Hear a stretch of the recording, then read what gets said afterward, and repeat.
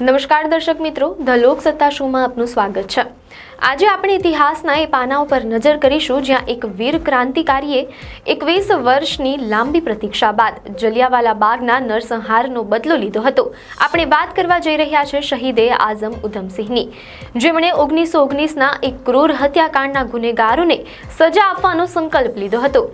જલિયાવાલા બાગમાં ગોળીબારનો આદેશ આપનાર brigadier Reginald ડાયરનું તો મૃત્યુ થઈ ચૂક્યું હતું, પરંતુ ઉધમસિંહનું લક્ષ્ય એવા વ્યક્તિને સજા આપવાનું હતું જેણે આ કૃત્યને હંમેશા યોગ્ય ઠેરવ્યું હતું, અને તે વ્યક્તિ હતા તત્કાલીન પંજાબના લેફ્ટનન્ટ ગવર્નર માઇકલ ઓડવાયર।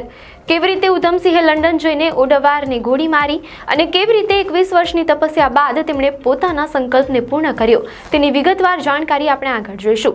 પરંતુ પહેલા આપણે વાત કરીશું ઉધમસિંહનો જન્મ ક્યારે થયો હતો। તો શહીદ ઉધમસિંહનો જન્મ 26 ડિસેમ્બર 1899ના રોજ પંજાબના સંગરૂર જિલ્લાના સુનામ ગામમાં થયો હતો। તેમનું બાળપણનું નામ શેરસિંહ હતું। 1901માં તેમના માતાનું અને 1907માં પિતાનું અવસાન થતાં તેઓ અને તેમના મોટા ભાઈ મુક્તાસિંહ અનાથ થઈ ગયા। ત્યારબાદ બંનેને અમૃતસરના સેન્ટ્રલ ખલાસા અનાથ આશ્રમમાં મૂકવામાં આવ્યા હતા, જ્યાં તેમનું નામ બદલીને અનુક્રમે ઉધમસિંહ અને સાધુસિંહ રાખવામાં આવ્યું। 1917માં તેમના મોટા ભાઈનું પણ અવસાન થયું અને તેઓ સંપૂર્ણપણે એકલા પડી ગયા। જ્યારે 13 એપ્રિલ 1919ના રોજ ઉધમસિંહે જલિયાવાલા બાગ હત્યાકાંડ નજરે જોયો અને આ ઘટનામાં જનરલ ડાયરના આદેશથી હજારો નિર્દોષ લોકોનો સંહાર થયો। આ હત્યાકાંડની ભયાનકતાએ ઉધમસિંહના મન પર ઊંડી અસર કરી હતી। તેમણે તે જ દિવસે જલિયાવાલા બાગની માટી હાથમાં લઈને પ્રતિજ્ઞા લીધી કે તેઓ આ હત્યાકાંડ માટે જવાબદાર વ્યક્તિઓનો બદલો લેશે। આજે પણ તેમનું નામ ભારતના ઇતિહાસમાં અમર છે, જે દર્શાવે છે કે ન્યાય અને બદલો ક્યારેય ભૂલાતા નથી, ભલે ગમે તેટલો સમય લાગે। જલિયાવાલા બાગ હત્યાકાંડના સમયે બ્રિગેડિયર જનરલ રેજિનાલ્ડ ડાયરે ગોળીબારનો આદેશ આપ્યો હતો, પરંતુ તે સમયે પંજાબના લેફ્ટનન્ટ ગવર્નર માઇકલ ઓડવાયર હતા। ડાયર તો 1927માં જ મૃત્યુ પામ્યા હતા, પરંતુ ઓડવાયરે આ હત્યાકાંડને હંમેશા યોગ્ય ઠેરવ્યો હતો। તેઓ ભારતીયોને વંશીય ઉણપ ધરાવતા અને સ્વશાસન માટે અયોગ્ય માનતા હતા। ભારતથી નિવૃત્ત થયા બાદ પણ લંડનમાં તેઓ પોતાના કૃત્યોને યોગ્ય ઠેરવતા રહ્યા। જ્યારે ઉધમસિંહે 1933માં એક નકલી પાસપોર્ટ દ્વારા બ્રિટનમાં પ્રવેશ કર્યો। 1937માં તેઓ લંડનમાં રહેતા શિવસિંહ જોહલને મળ્યા અને તેમને જણાવ્યું કે તેઓ એક ખાસ મિશન માટે ત્યાં આવ્યા છે। 12 માર્ચ 1940ના રોજ તેમણે મિત્રોને ભોજન માટે બોલાવીને જાહેરાત કરી કે બીજા દિવસે લંડનમાં એક ચમત્કાર થશે જેનાથી બ્રિટિશ સામ્રાજ્ય હચમચી જશે। 13 માર્ચ 1940ના રોજ બરફથી છવાયેલા લંડનમાં ઉધમસિંહ મોહમ્મદ સિંહ આઝમ નામના નકલી ઓળખપત્ર સાથે કેક્સ્ટન હોલ પહોંચ્યા। તેમની પાસે એક રિવોલ્વર હતી જે તેમણે પોતાના કોટમાં છુપાવી હતી। હોલમાં માઇકલ ઓડવાયર એક કાર્યક્રમમાં હાજર હતા। કાર્યક્રમ પૂરો થયા બાદ ઉધમસિંહ ધીમે ધીમે ઓડવાયરની નજીક પહોંચ્યા અને તેમના પર 2 ગોળીઓ ચલાવી। એક ગોળી તેમની પાસળી તોડીને સીધી હૃદયમાં વાગી, જ્યારે બીજી ગોળી પીઠમાં વાગી હતી। ઓડવાયર તરત જ ઢળી પડ્યા। આ ઉપરાંત તેમણે ત્યાં હાજર secretary of state of India lord Zetland પર પણ ગોળી ચલાવી હતી। 4 લોકોને ગોળી વાગી, પરંતુ માત્ર ઓડવાયરનું મૃત્યુ થયું હતું।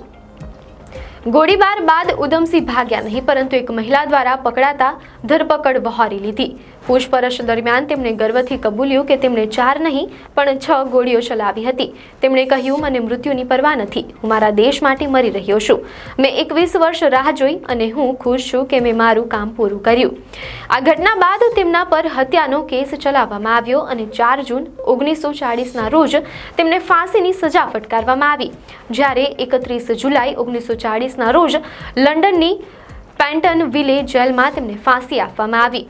અંગ્રેજોએ વિચાર્યું કે આ સાથે તેમની વાર્તા સમાપ્ત થઈ જશે, પરંતુ 34 વર્ષ બાદ 19 જુલાઈ 1974ના રોજ ઉધમસિંહના પાર્થિવ દેહને કબરમાંથી બહાર કાઢીને ભારત લાવવામાં આવ્યો।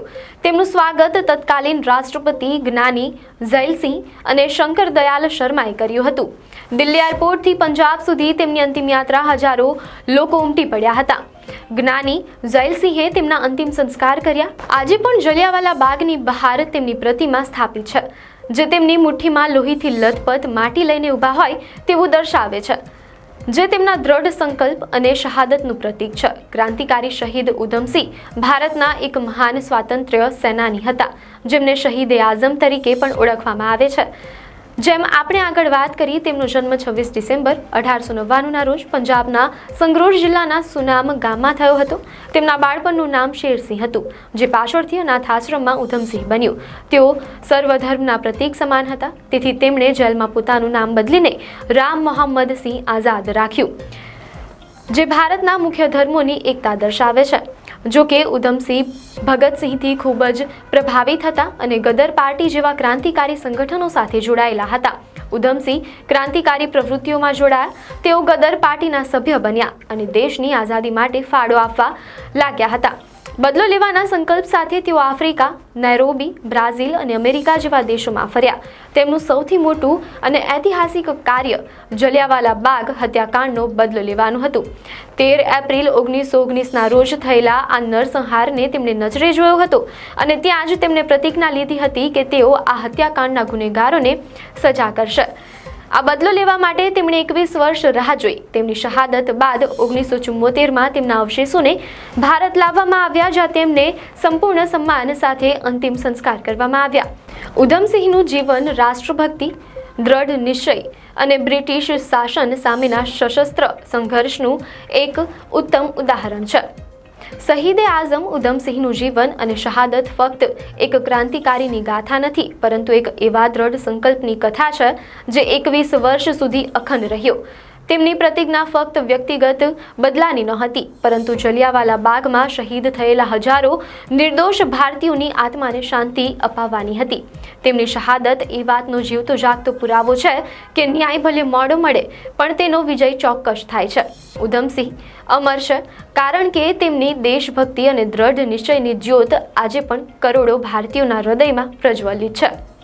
આપને માહિતી સારી લાગી હોય તો વિડીયોને લાઇક અને શેર કરજો, ચેનલને સબસ્ક્રાઇબ કરજો.